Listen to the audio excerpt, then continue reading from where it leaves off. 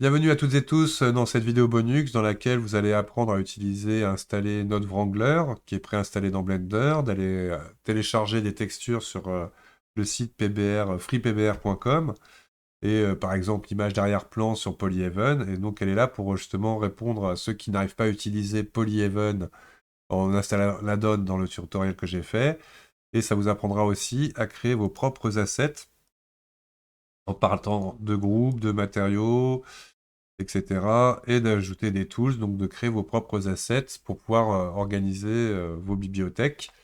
Et donc, vous aurez en description le lien pour télécharger cette voiture. Vous aurez le personnage aussi, donc c'est un lien assez lourd, parce qu'il y a plusieurs véhicules. Donc, dans ce... Justement, moi, j'ai transformé en assets. Donc, vous aurez tous ces véhicules disponibles quand vous les téléchargerez. Donc, je vous souhaite un très très bon tuto. Donc, tout d'abord, nous allons télécharger des textures pour les mettre sur nos matériaux. Donc, je vais vous recommander trois sites. Donc, le premier dont je parle souvent, c'est Polyhaven. Polyhaven. Quand vous arrivez dessus, vous avez le choix de télécharger soit des images d'environnement, soit des textures, soit des modèles. Donc, j'ai expliqué comment installer la donne. Il y a plusieurs personnes pour qui ça pose problème. Je pense que c'est parce que vous n'avez pas l'autorisation d'écriture dans votre dossier d'installation de Blender, et pour ça, il faut que vous lanciez à ce moment-là, clic droit sur votre Blender, exécuter en tant qu'administrateur. Je pense que ça réglera le problème pour la plupart des gens qui ont le souci. Mais du coup, on va faire sans la donne Polyhaven, ce qui est bien dommage. Donc ici, on va juste venir par exemple télécharger, dans mon cas, une HDRI Outdoor. Je vais mettre un peu plus grand. Et on voit de la lumière quand même. Ça, c'est pas mal. Je regarde en même temps les sols. Donc, j'en veux une encore une fois de plus où il y a pas grand-chose. On a carrément une lumière de dessus. C'est pas mal aussi. Mhm. Je vais prendre celle-là. Donc, je clique dessus. Donc, dans mon cas, je vais prendre une base def. 2K, ça devrait suffire. Allez, 4K. Je download. Vous pouvez la choisir dans ces cas-là en HDR, ce sera moins lourd. Download. Hop. Il l'a téléchargé. Ici, je vais aller vous montrer donc CC0 qui est ambiance CG. Quand vous tapez normalement CC0 texture, il doit tout de suite trouver le site ambiance CG. Et là, c'est pareil, dans celui-là, vous avez énormément de matériaux, de l'HDRI. Par contre, les modèles 3D sont assez limités. Mais on verra que les textures sont quand même assez variées. Il y a beaucoup de choix aussi. Donc, et donc, celui qu'on va surtout utiliser aujourd'hui, c'est freepbr.com, je crois, direct. FreePBR, qui est un site, bon voilà, qui paye pas de mine, mais qui a beaucoup de textures. Et donc, vous pouvez par exemple rechercher. Si je tape Sand, et que je recherche, voilà. Donc, je vais télécharger ces deux-là. On voit qu'il y en a d'autres qui seront peut-être intéressantes ensuite. Donc là, j'appuie avec ma molette sur la vignette. Hop. Et là, ici, je vais prendre la version blender.zip. Télécharge. C'est téléchargé. On va prendre... ah, on va prendre la deuxième. Pareil. Blender. Et voilà. Là, je me retrouve avec tout ça de téléchargé. Donc, quand j'affiche mes téléchargements, je peux directement reglisser tout ça dans mon dossier que j'ai créé, ABA texture. Toc. Ah, il faut le faire un par un. Hein. Donc la HDR n'est pas compressée, étant donné que c'est qu'un seul fichier. Par contre, les autres, c'est des fichiers zip. Donc il faut bien un clic droit, extraire tout. Et je valide OK. Je décoche pour éviter qu'il m'ouvre ça dans un nouveau dossier. Et donc là, je fais ça avec le deuxième. Extraire tout. Extraire. Et voilà. Ok, ok, ok. On est bon. Donc, la suite, on va les utiliser dans Blender. Donc, nous voici dans un Blender tout neuf. Moi, il est déjà configuré. Par exemple, on peut voir que dans le Render Properties, je suis dans Cycle avec GPU Compute. Je rappelle à tous, avec vos machines, de vérifier que vous avez la possibilité d'accélération matérielle dans le Edit Préférences Système et dans les Render Device si vous avez une carte graphique compatible avec l'accélération 3D. Donc, première chose que je vais faire, donc déjà si vous avez quelque chose vous dans la scène, vous sélectionnez tout avec A, X et vous délayez tout. La scène est complètement vierge. Je vais aller Add an object, plane, Add mesh plane. Je rappelle le raccourci majuscule A qui permet d'ouvrir directement le menu Add dans n'importe quel des panneaux où Add est disponible. Je vais mettre un plane. Alors, on peut lui donner une taille, une échelle, etc. directement. Je vais quand même montrer la possibilité. Hop, là je vais afficher l'item et on va voir du coup que mon plan fait pour l'instant 2 mètres par 2 mètres. J'appuie une fois sur S et que j'appuie sur 5 et Entrée, voilà, mon plan maintenant fait 10 mètres par 10 mètres avec une échelle de 5. Object, Clear, Scale. Maintenant mon objet, Clear. Clear, ça a annulé. CTRL Z, Object, Apply, Scale. Maintenant mon objet fait vraiment 10 mètres par 10 mètres. C'est son échelle réelle. Pour plus tard, on va avoir besoin de subdiviser un peu mon maillage. Je vais basculer en... J'appuie sur Z, je glisse vers la gauche en wireframe pour que vous voyez bien. Et je vais utiliser la fonction de subdivide. Donc clic droit, subdivide. Je vais d'abord subdivide une fois mon plan. J'ai deux options. Soit je vais dans les options de subdivide ici et je choisis le nombre de subdivisions. Soit je fais majuscule R, R, R, R, autant de fois que je l'estime nécessaire, qui est tout simplement la fonction globale edit maj R repeat last. Là, c'est vraiment ce qui permet comme ça, quand vous avez fait une action, que vous voulez la répéter, de directement la répéter plusieurs fois. Donc j'ai créé un plan subdivisé, on verra que c'est par rapport à tout à l'heure pour le displacement des textures que l'on aura besoin d'avoir quand même de la densité de maillage pour éviter que votre ordinateur ne calcule trop de subdivisions quand on utilise l'adaptative subdivision. J'appuie sur Z, je glisse vers la droite, je revois mon plan, donc je me mets en object mode. Donc on va le renommer F2 au haut du clavier ou clic droit rename ou double-clic jusqu'à ce que vous renommiez. Vous pouvez aussi renommer dans l'object properties. Il faut savoir que l'objet s'appelle encore plane. Si je veux le renommer complètement, dans le data, vous avez le deuxième nom. Vous pouvez faire, si vous avez envie, sol data, bon, peu importe. Le nom sera ici de l'objet. Après, des fois, quand vous allez l'exporter, il va plutôt prendre le nom du data que le nom de l'objet. Et voilà. Donc, je suis en mode, pour l'instant, solid viewport. Et je vais splitter, cliquer, glisser pour créer une deuxième colonne. Et donc, dans cette colonne, je vais venir choisir en haut à gauche le Shader Editor. Je ferme ce panneau latéral pour le moment. Mon objet n'a pas de matériel. Donc, normalement, vous non plus, parce que si vous avez supprimé ce que vous aviez, etc., vous n'avez pas encore de matériel. Il se peut qu'il y en ait un de présent dans votre scène. Vous pouvez l'utiliser directement. Donc là, j'ai montré comment faire New.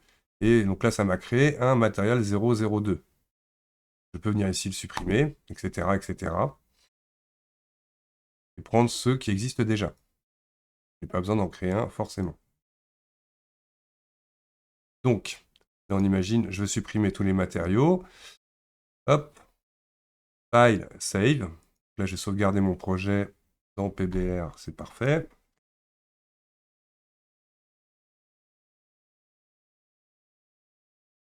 Et je l'ai sauvegardé. Donc, on imagine, là, si je quitte Blender et que je rouvre mon Blender, vous pouvez le voir normalement dans mon historique.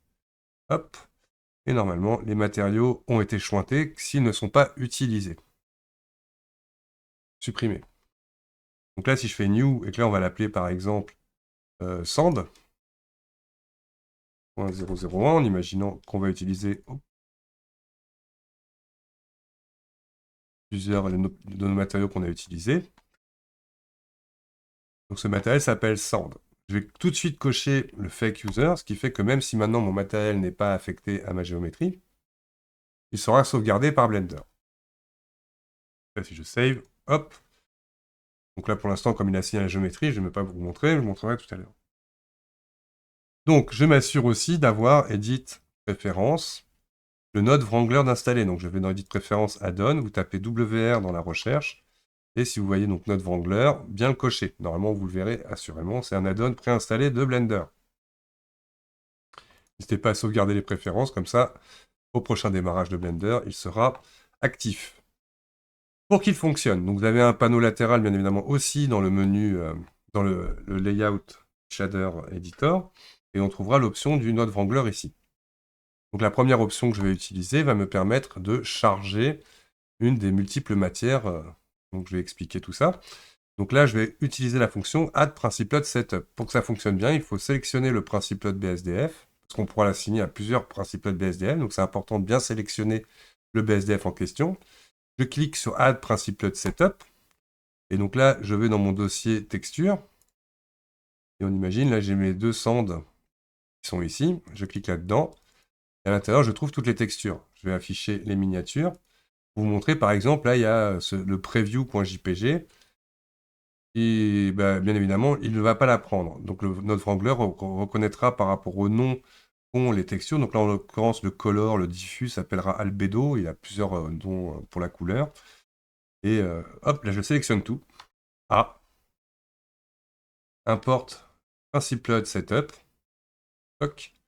Et il a automatiquement importé tout ce que le dossier comprenait, avec différentes choses. Petit raccourci qui vient du menu View, Area, Toggle, Maximize Area, comme son nom l'indique. Si je fais CTRL, barre espace, ça me permet de passer en plein écran mon layout.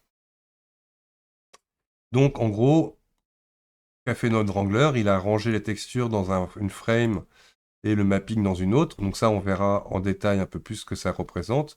Mais en gros, le mapping, la projection, c'est ce qui permettra à votre objet 3D de recevoir une texture 2D. Et donc, c'est grâce à ces différentes options qu'on va pouvoir attribuer nos matériaux sur nos surfaces.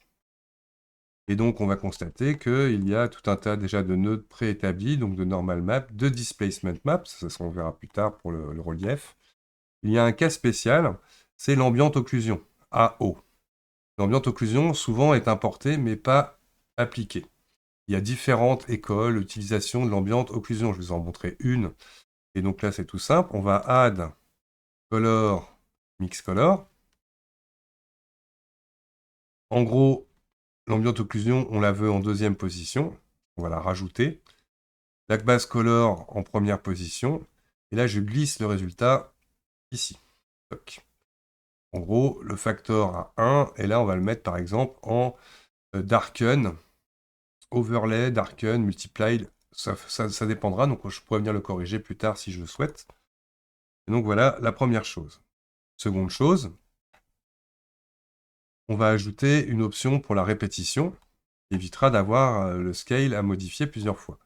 Et pour cela, add input value, qui va me permettre par exemple de mettre mon matériel, on va le mettre en répétition à une fois, qui sera sa taille d'origine, que je connecte à scale. Voilà pour l'instant ce qu'on a ajouté. On va regarder tout de suite le résultat. Je rappuie sur CTRL enfoncé, j'appuie une fois sur barre espace, me revoilà en mode on va dire fenêtré, N pour fermer le panneau latéral de ce côté-là, d'ailleurs j'en ai pas besoin de l'autre côté non plus. Et d'ailleurs quand on travaille dans les matériaux, il est important de comprendre qu'on n'a pas besoin d'afficher tout ce qui est gizmo, overlay, même les tools, vous pouvez les masquer, histoire d'avoir une vue complètement vierge. Par contre, pour voir ce type de matériaux dans le Solid Viewport, vous ne pourrez pas. Donc là par exemple, si j'affiche le mode texture de mon Solid Viewport, il affichera la texture qui est sélectionnée. Et donc en fonction de la texture que je vais cliquer ici, et qu'elle soit connectée ou pas à la matière, vous pourrez donc directement visualiser la texture en question. Par contre, je vais me remettre sur Color, si je change la value, on voit qu'il ne prendra pas en compte tous les nodes, tous les réglages que vous pouvez faire à votre matière. C'est la raison pour laquelle on passe au Material Preview, qui est la quatrième boule. Je rappelle, si vous ne voyez pas la barre entière en haut, vous pouvez la faire défiler en roulant votre molette. Ou sinon, bah, vous appuyez comme je l'ai montré au départ. Donc on imagine, je ne vois pas ma barre. Hop, contrôle, barre espace. Et là, vous la verrez forcément.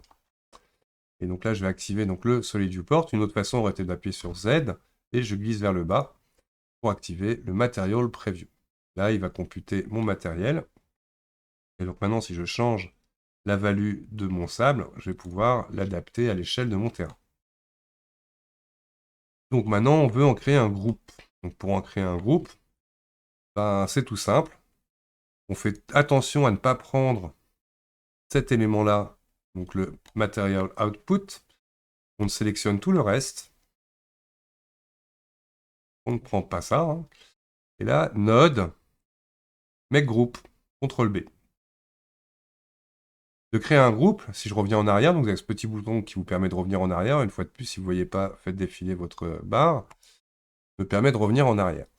Ici, je peux retourner en appuyant sur ce bouton-là dans l'édition du groupe. Donc pour l'instant, on comprend bien l'intérêt, c'est que ça ne m'affichera que ce dont j'ai besoin dans mon groupe. Et comment faire? Donc là, je retourne à l'intérieur du groupe. Donc le bouton à retenir, c'est le raccourci Tab, qui vous permet d'entrer ou sortir du groupe sélectionné. Parce que bientôt, on aura plusieurs groupes, et bien évidemment, il faut bien en sélectionner un pour pouvoir rentrer dedans. Une fois que je suis dedans, vous avez donc un groupe input et un groupe output. Pour l'instant, est correctement réglé, mon groupe output. On voit bien qu'il permet à ma matière de sortir le principal BSDF et le displacement. Ce sont les deux outputs dont j'ai besoin. J'en ai pas d'autres. En input, on met ce que l'on veut. Par contre, justement, j'ai fait exprès de vous montrer le value ici qui me permettait de changer toutes mes échelles d'un coup. Maintenant, si jamais je mets mon scale ici, toc, et que je sors, en fait, je vais avoir la même chose du coup ici. C'est-à-dire que je vais être obligé de mettre value ici. Là encore, ça veut dire que je pourrais changer. Bon, c'est vrai que si mon échelle n'est pas homothétique, ça peut être intéressant de ne pas avoir à verrouiller les canaux. Donc là, ce que je vais faire, déjà vous montrer comment supprimer un groupe, parce que même si je déconnecte, par exemple, mon scale, donc pour le déconnecter, je déconnecte de l'output, ça ne le supprime pas d'ici. C'est-à-dire que là, je retrouve encore le scale, même si je ne modifierai rien du tout. Il n'est plus connecté à une valeur. Donc j'appuie sur le bouton N de mon panneau latéral, et quand je vais dans groupe, ici, là, je sélectionne mon scale et je fais moins. Ça l'a enlevé du groupe input. Autre indication, si jamais vous avez, avec la version 4.1, j'ai remarqué que beaucoup de fois, en fait, il mettait dans l'ordre qu'il voulait les éléments du groupe output. Maintenant, avec la version 4, vous pouvez glisser, déposer les éléments pour les mettre dans l'ordre que vous voulez. D'accord?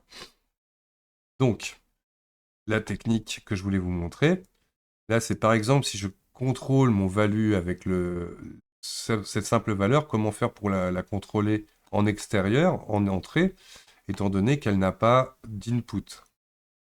Donc la technique, c'est d'utiliser un converteur mat que je mets sur le lien reliant le value et le scale. Automatiquement, il va faire la place dans la frame, et en même temps, va me permettre ici d'avoir les réglages. Donc je vais utiliser la fonction multiply, et je vais le mettre à 1. Bien évidemment, 1 fois 1, ça fait 1, c'est toujours l'échelle d'origine de ma texture. Et là, le value, je vais le glisser, hop, dans le groupe input. Et là, par exemple, on va l'appeler, hop, on le laisse en float, il faut double-cliquer dans le nom. Maintenant, là, je vais l'appeler tile ou boucle, si on va le faire en français. Toc, voilà notre boucle, le réglage de notre boucle qui se fera du coup. J'appuie sur Tab pour sortir de mon groupe, ici. D'accord. Ensuite, on va utiliser les paramètres aussi tout à l'heure de notre displacement, donc le mid-level et le scale. On va les renommer, ceux-là, je vais les laisser tels quels. Je vais remettre mon node là où il était. On n'hésite pas à les déplacer dans le sens où justement on veut s'organiser au mieux. Mais là, pour l'occasion, il était intéressant de les avoir, hop, comme ça. Alors les frames, ça vous permet de bouger un ensemble justement de nodes qui sont dans la même frame. Mais souvent, ça va plus vous embêter qu'autre chose. N'hésitez pas, si vous faites X, à supprimer les frames si elles vous embêtent. montrerai que ça peut être intéressant d'avoir des frames à certains moments. Donc, on va dire que là, l'intérieur de mon groupe, il est bien, les noms sont réglés. J'appuie sur Tab. Maintenant, si je suis dans à la sortie de mon groupe, donc je retrouve mes éléments ici, et je n'hésite pas dans Node à lui donner un nom. Properties, et donc on l'a appelé sand.001 pour pas s'en mêler les pinceaux. On retrouve ses inputs, etc., etc. Ok, ma première matière est faite. Donc on va refaire une deuxième matière, et pour cela, je vais la attribuer toujours à la même géométrie, étant donné que je n'ai qu'une seule géométrie. Donc je fais bien attention d'avoir le fake user d'actif, ce qui veut dire que mon sand01, même maintenant, il ne sera plus connecté à partir du moment où je vais cliquer sur la petite croix ici. Vous pouvez aussi accéder par le Material Properties, par la petite croix ici, qui vous délétera en fait, qui vous enlèvera l'association de votre matière à votre géométrie. Et si je fais New, pof, je crée tout simplement une nouvelle matière que je vais appeler sand.002.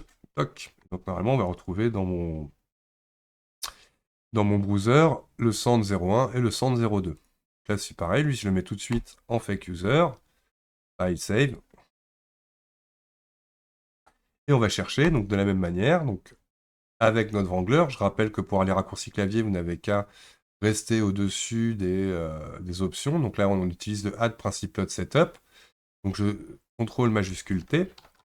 Et là, je vais aller chercher mon deuxième sand. Donc pareil, A pour tout sélectionner. A select all. OK. Donc là, on a notre matière d'assigner. Et on va lui faire le même réglage. Donc ce coup-ci, je vais le faire en plein écran. Ça sera plus facile. Donc d'abord, on va ajouter, petite astuce d'ailleurs, on imagine, donc là j'ai mon sand 002, un petit CTRL S pour pas avoir tout à refaire si ça crache. Je vais chercher mon sand 01, je rentre dans mon groupe, et là je vais sélectionner par exemple le petit montage que j'ai fait ici. Value multiply, copie, réafficher mon sand 002, hop, et on va le coller. Paste, hook. Comme ça, directement, là je peux mettre ces deux éléments dans cette frame par exemple, et les connecter, hop, tout de suite à mon scale. Vite d'avoir à refaire ça 1000 fois, vous pouvez copier-coller cette chose-là. Et donc, on fait comme tout à l'heure, on sélectionne tout sauf le Material Output. CTRL G pour Make Group. CTRL G. Et là, on n'a plus qu'à remettre tous les éléments que l'on va utiliser. Hop. Ici, je vais renommer, comme tout à l'heure, mon value ici en tile. Donc, on l'avait mis. Et voilà, ça c'est fait. Mon groupe est créé. Je appuie sur Tab, c'est parfait. Je vais maintenant bien le renommer Sand002. Et voilà, donc je vais bien le mettre là où il est. Il devrait, comme ça, devant.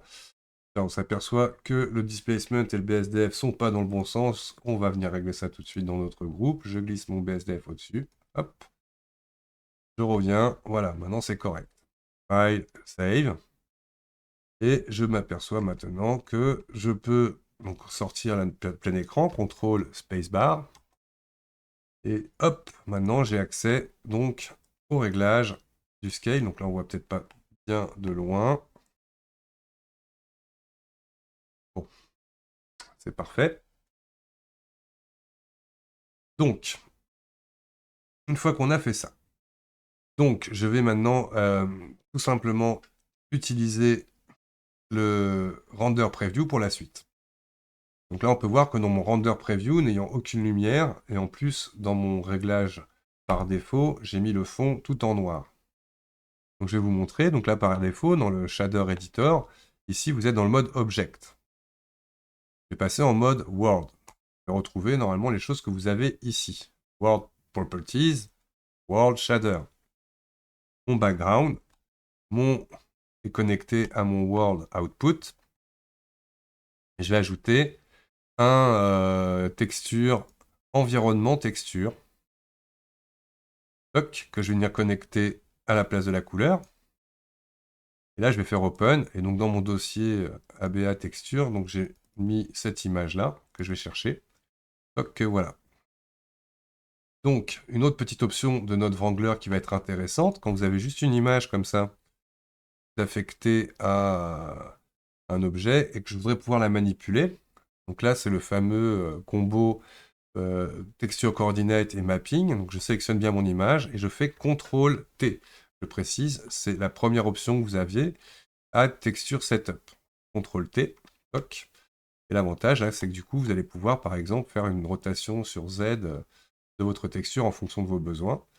D'où l'intérêt des fois de ne pas prendre des 4K ou des choses comme ça, parce que ça pourra ramer dans ce genre d'opération. Voilà. Ok. Voilà, donc là, on a terminé le setup de nos matériaux. Je retourne dans mon mode Object. Je vérifie que tout est bien en mode F. Donc, c'est parfait. Donc, la suite, on va maintenant mixer ces deux matériaux. Donc c'est parti, nous allons créer une troisième matière du coup. Donc là, on sand 002, je le supprime de la connexion à ma géométrie. On a bien compris que je ne supprimais pas de ma scène s'il est mis en fake user. Et là, je vais créer une new que je vais appeler mix, pourquoi pas PBR, avec la logique de Blender, point PBR. Je vais faire les points que les espaces. Donc voilà, j'ai une nouvelle matière. Donc si jamais vous êtes perdu, rappelez-vous, vous faites point du pavé numérique qui va vous permettre de zoomer sur votre sélection, ou View, Frame, Selected, ou All, en fonction de ce que vous voulez voir. Frame All ou Frame Selected. Voilà. Ici, nous allons créer un mix nous permettant d'avoir justement nos deux matériaux mixés. Pour ce faire, on ne va pas utiliser donc, le principe load BSDF, donc je vais le supprimer, X, et on va aller chercher dans les Add Shader, Mix Shader. Que je connecte à ma surface. C'est toujours en noir, bien évidemment, parce que pour l'instant, il n'y a rien. Et pour s'en rendre compte, on va utiliser une petite technique. Je vais add texture, image texture. Je vais faire new. Celle-ci, je vais l'appeler UV.001. Et je décoche bien l'alpha. Et à la place d'une couleur, je vais choisir UV Grid. Okay. Raccourci Node Wrangler. Si je veux voir directement ça sans avoir à le connecter à qui que ce soit dans ma scène, CTRL enfoncé, majuscule enfoncé, clic gauche, hop, automatiquement, vous voyez, il vous a connecté le color au mode surface. Mettons que je vais revoir le mix shader, CTRL majuscule, clic gauche, toc, et ainsi de suite. Vous pouvez comme ça directement voir ici ce que vous avez sélectionné. Donc je vais créer une autre, add texture, image texture, ce coup-ci. Donc on va faire new aussi, UV 002. Pourquoi UV? Parce que j'utilise simplement les UV grid et color de Blender. Je fais OK, donc ces images, ces textures sont préinstallées dans Blender. Je vais aussi lui le mettre en fake user, histoire que tout soit bien joué. CTRL-SHIFT, clic gauche, hop, voilà les deux textures en gros que vous avez. Donc ça vous aide généralement à corriger la distorsion de votre maillage quand vous appliquez des textures et à le prévisualiser. Donc là maintenant, si je CTRL-SHIFT, clic gauche sur mon mix shader, je venais y connecter le shader color et color 1. Donc normalement, on y met des textures ici. On voit que maintenant, on peut mettre des matériaux, des principes de BSDF. Donc là, avant d'aller chercher nos PBR, on va d'abord créer notre petit montage. Parce que le but, au final, ça sera donc de créer des assets, et donc ne pas trop jouer dans cette scène-là, mais de pouvoir récupérer tout ça comme asset dans Blender. Donc, le petit montage est très simple. On va avoir besoin de deux éléments. Add, le premier qu'on va prendre, texture, noise, texture. Et on va ajouter un add converter, color ramp. Donc, noise texture, CTRL-SHIFT, clic gauche. Ici, je vais voir. Donc, si je rappuie sur CTRL-SHIFT, clic gauche, vous voyez, s'il y a deux outputs, il va switcher de l'un à l'autre. Donc, on a soit la couleur, soit le noir et blanc dans le factor.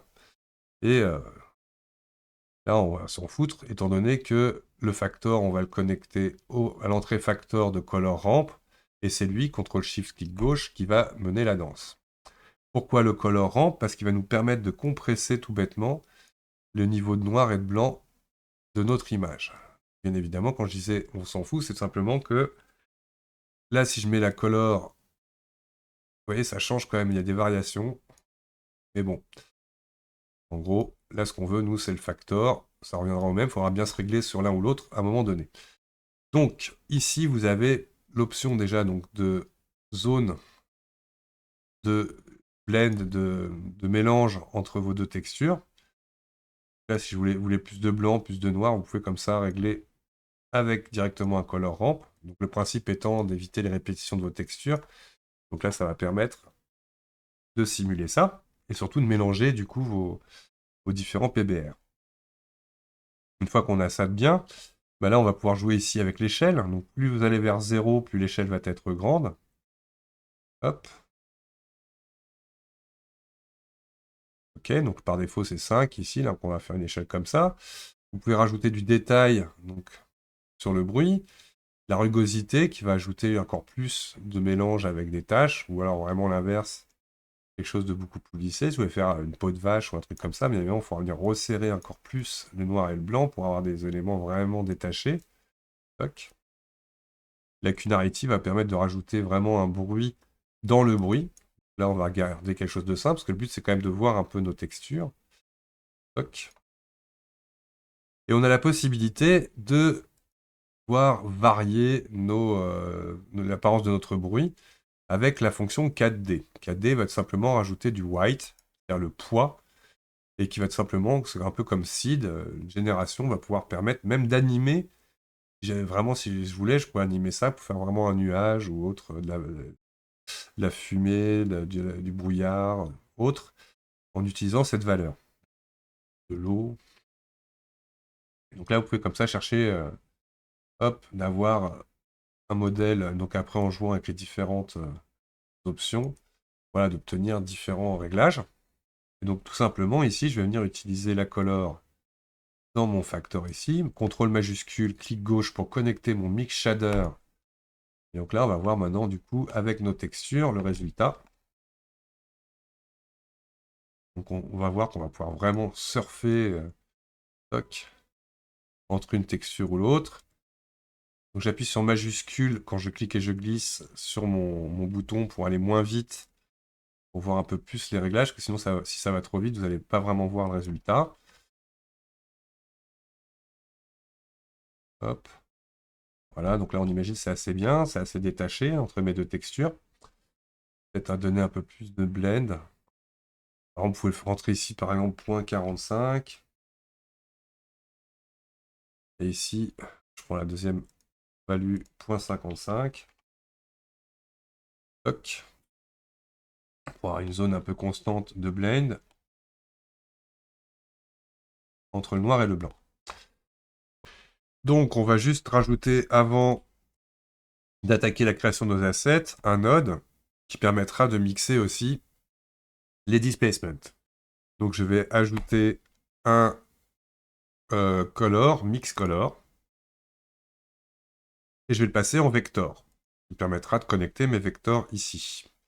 Et tout bêtement, le connecter au displacement. Donc je vérifie bien tout le monde est en Spec User, tous mes matériaux fonctionnent.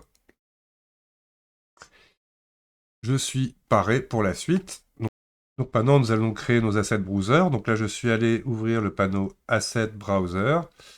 Et je suis allé dans Current File, qui me permet de voir donc les fichiers que je vais mettre en tant qu'asset dans ce fichier de Blender.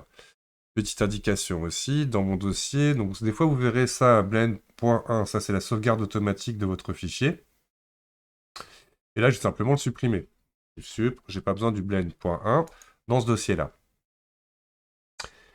Dès que vous allez commencer à créer des assets, il va créer un fichier texte ici qui sera le lien des assets dans votre fichier Blender. Bien aussi être sûr, dans mon exemple, d'avoir packé les ressources. Donc là, il a packed one new file. Je ne vois pas d'ailleurs laquelle ça peut être, mais il a donc packé une texture de plus. Donc maintenant qu'on a tout ça de prêt, hop, c'est parti. Donc mon sol, par exemple, clic droit dessus, marque as an asset. Toc, donc j'ai mon sol 10 par 10. Il est parfait, il est ici.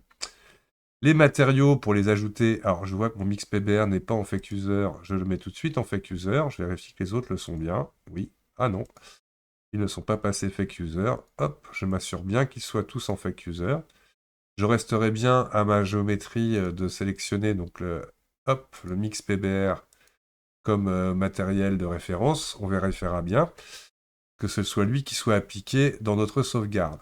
Mais en attendant, je vais chercher les autres matériaux, et donc c'est dans les matériaux que vous faites clic droit sur l'icône de l'explorateur de matériaux, hop, marque as an asset, hop, je vais dans le centre 02, hop, là j'ai le centre 02, marque as an asset, je vais aussi y mettre mon mix, donc là il me fait un truc bizarre, on vérifiera après pourquoi. On vérifiera plusieurs petits trucs. D'ailleurs, dans mon mix PBR, je vais m'assurer aussi tout de suite d'un truc, qu'il a bien l'option. On se rappelle, pas est-ce que je suis sur Cycle. Dans les options de ma matière, de bien avoir dans Setting, Displacement Only, Displacement en Displacement Only. Toc. Donc là, c'est bon. Normalement, il aura retenu ça. Et d'ailleurs, lui aussi, je vais le mettre en tant que marque as an asset. Et pour l'instant, ils sont tous mis comme ça dans le unassigned du current file. Je peux par exemple aussi dans mon World Properties, le background que j'ai généré, pareil, clic droit dessus, marque as an asset. Et donc là, on verra qu'on peut donc comme ça mettre plein d'autres choses. Je vais montrer aussi la possibilité, si vous affichez Blender File dans votre Outliner, je vais dans notre groupe, normalement vous allez trouver les groupes qui vous intéressent. Pareil, clic droit dessus, marque as an asset. Donc là, si vous avez envie de faire une vignette, parce que par défaut, il n'y aura pas de vignette, vous pourrez par ici venir générer une image directement de votre souhait. Donc là, je ne vais pas perdre de temps avec ça, mais bon, c'est une option possible, parce que justement, sur un groupe, il n'aura pas de refresh. Là, pour l'instant, il ne prend pas en charge ce genre de choses. C'est parfait. Donc je vais aussi basculer cette scène en expérimental. Hop. Et mettre à mon plan le modificateur Deform Subdivision Surface. Et expérimental. Là, je repasse en view layer pour comprendre ce qui vient de se passer. Étonnant. Ouais, j'ai mis surface Deform. Autant pour moi. Donc add modifier generate subdivision surface. Et là, qu'il soit bien dans l'adaptative subdivision. Et là, on va constater, là, si j'applique à nouveau, par exemple, mon centre 01, hop, et que je lui demande un refresh de la vignette, ok, toujours pas très joli, bon, voilà, en tout cas, on comprendra du coup plus ou moins le type de centre que c'est. Hop, ça c'est fait. On voit bien ici qu'ils sont en mode asset aussi au niveau du groupe. La matière est en mode asset, on le voit ici. Donc là, tous mes éléments pour l'instant sont ici. Hop, dans le current file. Et là, je vais créer un premier groupe. Et donc, c'est ce que je conseille dès que vous créez des assets. C'est bien le nommer. Donc là, mix, par exemple, PBR. Vous pouvez l'appeler comme vous voulez, myasset, etc. J'appuie sur le petit plus ici, on va en mettre un pour les groupes. Hop, dans mon groupe, on imagine, comme je vous le disais, vous pouvez mettre autant de textures que vous voulez, donc faire autant de groupes qui sera désirable. Toujours dans le mix PBR, je vais rajouter un dossier texture. Shader, et hop. Toc. Là, on va mettre là-dedans un sand. Toc. Et encore dans Mix PBR, là je clique ici pour créer directement dans ce dossier-là un groupe. Après, sachez que vous pouvez les déplacer, les glisser, etc. Donc là, lui, on va l'appeler par exemple Setup. Tous les éléments de réglage. Ou pour qu'il soit même tout à la fin, je vais l'appeler Tools. Hop, voilà, de cette façon-là. Et du coup, ici, je n'ai plus qu'à glisser par exemple dans mon Tools. Là, je vais mettre mon background world. mon sol 10 par 10. Toc, c'est parfait. Et puis mon mix PBR aussi. Toc. Là, dans les shaders sand, je vais mettre mes 2 shaders sand. Et là, mes groupes. Oui, j'ai mis un stand, on va le corriger après. Toc. Et voilà. Donc une fois que vous avez fait tout ça, pop, file, save. Donc normalement tous les astérix que vous voyez qui veulent dire que vous avez eu des modifications. Donc là je le sauvegarde, save. Et donc comme je vous le disais juste auparavant, vous allez avoir automatiquement... Hop, on retrouve le dossier. Un fichier texte de vos assets. Du coup, comme j'ai encore enregistré sous une nouvelle version de votre Blender, là celui-là j'en ai pas besoin. Ok, ok. On s'assure bien là que tout est external data pack ressources. Il m'a packed one file, c'est parfait. Je vois pas laquelle c'est, mais c'est pas grave, elle est dans le bon fichier. Donc une fois que vous avez créé ça, là, que votre dossier maintenant est bien compris, votre fichier est bien enregistré dans un dossier, que vous avez fait les assets 4, etc. Edit préférences. Et là, je vais le rajouter ici. Là, hop, je rajoute avec le petit plus. Je vais dans mon dossier, alors je vérifie bien que c'est le bon, mixpbr. Donc là, il me retrouve grâce aux récentes. Et je l'add à cette librairie. Jusqu'ici, tout va bien. Comme il me dit de ne pas oublier de sauvegarder mes préférences, je les sauvegarde, je ferme ça. File, New, General, Don't Save. Donc là, c'est mon fichier par défaut de Blender. File, hop, c'est bon. New en question. Donc là, je vais ouvrir mon Asset Browser directement et ouvrir mon MixPBR. MixPBR, donc pour l'instant, il est à la fin. Normalement, si je relance Blender, il se mettra au bon endroit. Et là, je retrouve du coup, je ne suis plus dans le current file, je suis dans le dossier que j'ai créé et édité en tant qu'asset. Et donc là, par exemple, je mets mon sol 10 par 10. Alt G, hop, pour par exemple directement le positionner au centre de ma scène. Object Clear Location. Là, je vais glisser dans mon arrière-plan le background que j'ai généré et je vérifie que tout ça fonctionne. Là, on voit que dans mon Asset Browser, hop, là, j'irai le corriger plus tard, mais je n'ai pas affecté donc le mix PBR par défaut à ma matière. Donc là, par exemple, si je glisse cette matière-là sur cette géométrie, pouf, maintenant c'est mon mix PBR qui viendra directement ici. Donc vous pouvez les mettre par catégorie, etc., etc. Donc là, maintenant, on va aller chercher notre shader editor. Donc là, hop, je retrouve du coup le montage que j'ai fait tout à l'heure. Et je vais pouvoir comme ça y importer mes groupes directement dans le shader mix. On va supprimer là, les images UV qui ne servent plus à rien.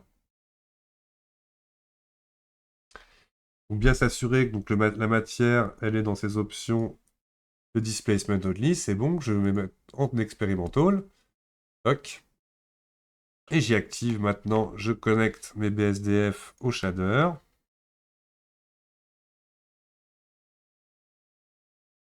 Mes displacements au vector.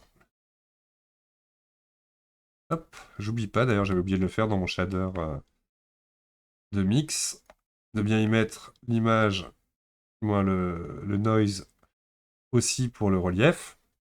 Et donc là, on voit que tout fonctionne directement. Donc là, c'est effectivement par défaut, là je suis à 1 et on voit que 1 c'est beaucoup. Et notamment, surtout si j'augmente par exemple la taille hop, de ma texture, on voit qu'il va falloir bien évidemment régler notre mid-level. Donc mon plan est une simple géométrie subdivisée, hein, ce qui permettra de faciliter l'utilisation de l'adaptive subdivision. On imagine, je veux un plan plus grand. Donc là, par défaut, il fait 10 mètres. Donc là, je vais faire un S5 entrée. Donc là, par contre, ça va aussi multiplier par 5 les valeurs que vous avez ici. Là, il faut bien que je fasse un object apply scale. Toc. Donc là, hop, mon objet agrandit, mais l'échelle, du coup, est respectée de mes textures. Donc là, on imagine, je vais mettre beaucoup moins fort mes valeurs de scale. Hein, ça sert à rien d'avoir du sable trop épais. Vous pouvez les régler à votre convenance. Comme je l'avais ajouté tout à l'heure, non, on peut le faire ici. Donc on imagine mon centre 0,2, je vais pouvoir jouer sur l'intensité lumineuse de ma texture. Je vais ajouter, donc c'est une façon de faire, hein. Normalement, on va plus utiliser Hue Saturation Value. Là, je vais directement utiliser le gamma. Et le gamma, pourquoi pas le rajouter à mon groupe. Donc là, je ne suis pas en train d'éditer mon fichier d'origine. Je suis en train d'éditer le fichier que j'ai importé.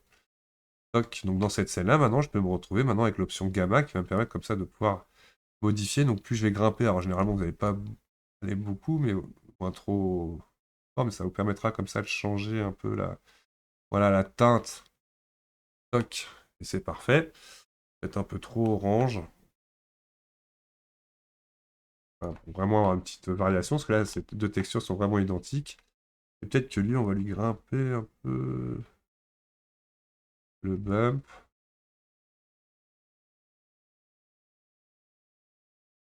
Non, peut-être l'autre qu'il faut baisser un peu. Non, c'était bien lui que je voulais grimper un peu. Hop, le scale, il est à 0.2. Toc, toc, toc. Tout est bon.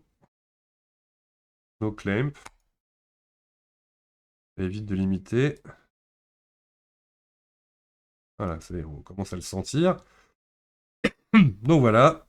Hop, maintenant pour jouer un petit peu. Donc justement, l'idéal c'est d'avoir des modèles pour l'échelle. Donc là, je vais chercher quelque chose. Je vous mettrai en lien de la vidéo pour récupérer ces magnifiques véhicules venant de Wire Wheel Club, où c'est vraiment des modèles payants. Ils ont mis des modèles gratuits à disposition que j'ai texturés pour justement pouvoir les utiliser.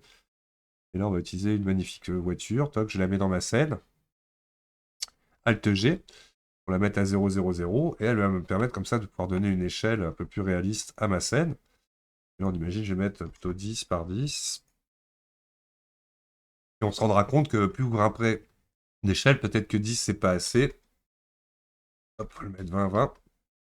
Hein. Il faudra baisser la valeur de votre displacement. Ça dépendra vraiment des matières. Toc. Ouais, tout doucement. Là, on est bien. Donc, c'est toujours intéressant d'avoir une échelle. Et donc, voici le résultat final d'utilisation de ces assets générés avec Blender. Et j'espère que vous avez suivi un bon tuto. Et je vous dis à très bientôt pour le prochain tuto.